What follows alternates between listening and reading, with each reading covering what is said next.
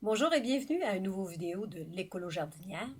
Aujourd'hui, on parle de ver blanc. En fait, on parle de dépistage parce qu'au printemps, ce qu'on voit, c'est du dégât de ratons laveurs et de moufettes.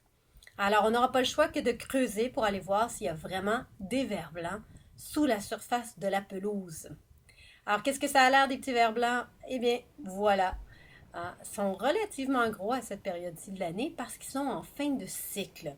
Et les larves, évidemment, les vers blancs, sont les jeunes des hannetons européens, un gros coléoptère brun.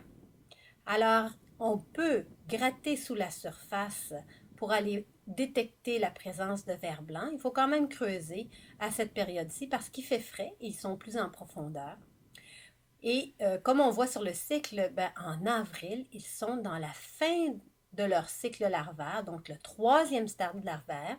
Ils sont beaucoup plus résistantes, hein? C'est pour ça qu'on ne peut pas traiter, on ne peut pas avoir d'action de pesticides ou quoi que ce soit contre ces larves-là.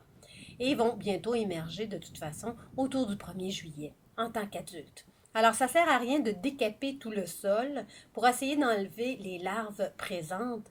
De toute façon, ce qu'il faut faire, c'est refaire la pelouse et on fera une prochaine vidéo là-dessus. Et surtout, changer les conditions pour éviter que le problème ne revienne. Et on reviendra là-dessus aussi. Donc en ce moment, tout ce qu'on peut faire, c'est de constater les dégâts, mettre des répulsifs pour réduire les dommages de ratons laveurs et de moufettes qui creusent dans la pelouse pour aller manger ces larves-là. Alors, c'est un certain contrôle naturel.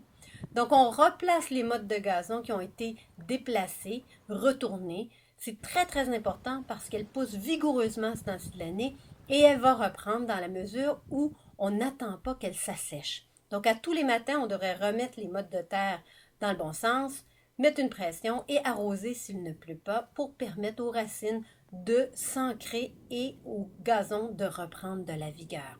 C'est possible, absolument. C'est un peu de travail, mais ça va éviter beaucoup de réparations. Alors, pour tout savoir quoi faire pour éviter que le problème revienne et évidemment pour réparer les dégâts, je vous invite à lire mon livre Les Vers blancs, toutes les pratiques écologiques pour contrôler ces ravageurs et consulter le blog régulièrement puisque je vais y faire des entrées tout au long de la saison, des vidéos aussi.